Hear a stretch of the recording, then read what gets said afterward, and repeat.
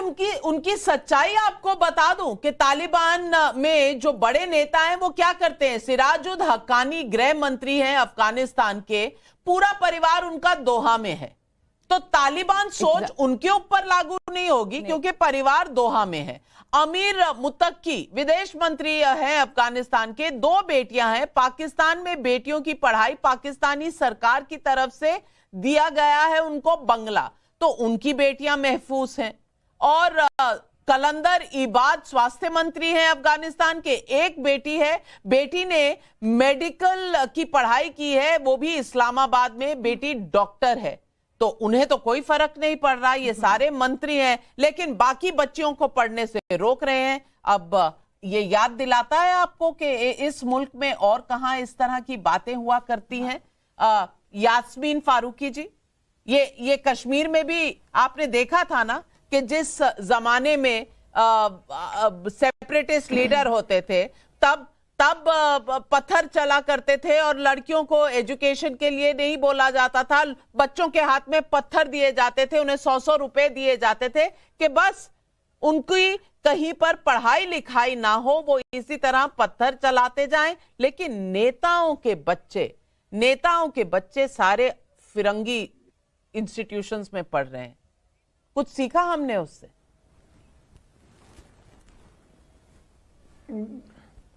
बिल्कुल आप सही फरमा रही हैं। हालांकि हम अगर कश्मीर की बात करेंगे तो ट्रैक से हट जाएंगे और 2 मिनट पूरी बात सुन लीजिएगा।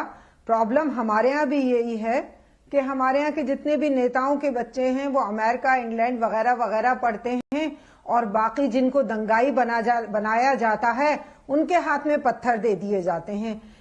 अब मैं टॉपिक पे वापस से आ जाती हूँ। तारिक फतेह साहब ने एक बड़ी अच्छी बात कही कि हमने किसने आज तक अभी तक किसी ने भी अफगानिस्तानी जगह वहां पे जाके और एहतजाज किया। तारिक फतेह साहब, आपने एहतजाज किया है क्या? मुझे बड़ा अच्छा लगता अगर आपने भी एहतजाज किया होता।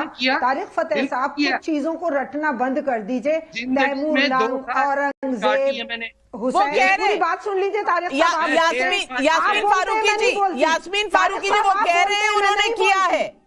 आवाज चुप कर लीजिए। आपको कुछ नहीं पता मैं कौन हूँ। नहीं तो मैं बाद में सुन लूंगी, इनसे कहिए चुप रहिए। पहले मेरी पूरी बात सुन लीजिए। आप पहले पूरी मेरी बात मैं आपकी बात सुनने के लिए मजबूर नहीं हूँ। मैं आपकी बात सुनने पर मजबूर नहीं हूँ क्योंकि आप मेरी बात नहीं सुन रहे। अच्छा, तारिक फतेह साहब उनकी पूरी बात सुनने में आपको बोलने का मौका दूंगी। यास्मीन जी, आप अपनी बात कह लें, फिर तारिक फतेह साहब जवाब देंगे जो देना है। आप अपनी बात कह लें।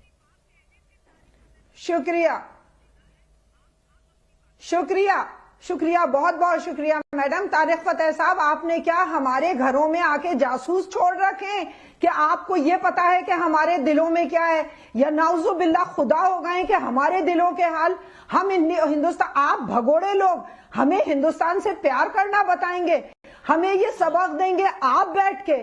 खुदारा माफ कर दीजिए, हमारे यहाँ फूट डालना बंद कर दीजिए।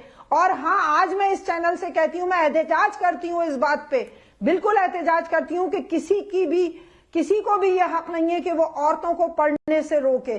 और वो जाहिल कौम है और मेरा बस चले तो वो तबाह होते आए हैं और औरतों पे जुल्म करने की वजह से तबाह होंगे वो। यास्मीन मोहतरमा जी, मोहतरमा यास्मीन जी, तो फिर एक बार ये भी कह दीजिए कि हिजाब भी अगर यूनिफॉर्म का हिस्सा नहीं है तो उसमें क्या हर्ज है अगर लड़कियां चली जाएं और पढ़ लें और बाहर आते वक्त फिर से हिजाब पहन ले? क्यों, उसमें क्या दिक्कत है? मैडम मेरी बात सुनिए, टॉपिक पे फिर आप हट रही हैं। मैं फिर आपका फिर भी जवाब दे रही हूँ। हिजाब अपनी पसंद की चीज होना चाहिए। मैं आज ईरान में अगर वो लड़कियां नहीं पहनती हैं, मैं उनको फेवर करती हूं कि अगर वो नहीं पहनना चाहती हैं तो उनका हक है कि वो ना पहने। लेकिन अगर कोई लड़की या कोई औरत पहनना चाहती है, ये उसका हक है कि वो किस तरह जीना चाहती है और किस तरह रहना चाहती है। चलिए, ये बिल्कुल अगर कोई जबरदस्ती आपसे सुनकर अच्छा लगा। लेकिन तारिक फतेह साहब, एक बात तो ये भी है कि इराक में लड़कियां मर रही थी तो भी किसी ने यहां चूं तक नहीं की। तालिबान ने लड़कियों को पढ़ाई से रोका तो भी किसी ने चू नहीं की। नहीं, मैंने अब बोला है। अब ये कैसा इत्तेफाक है? देखिए, चीन के अंदर मस्खरा कम से कम 10 लाख मुसलमान जेलों में पड़े हुए हैं। किसी में हिम्मत है चीन की एम्बेसी के सामने जाके जुलूस निकाले? एक बच्चे का नाम तो हिंदुस्तानी रख लो, किसी एक बच्चे का तो नाम पब्लिक के कुछ और हिंदुस्तानी रखो। सवाल है हमारे पास।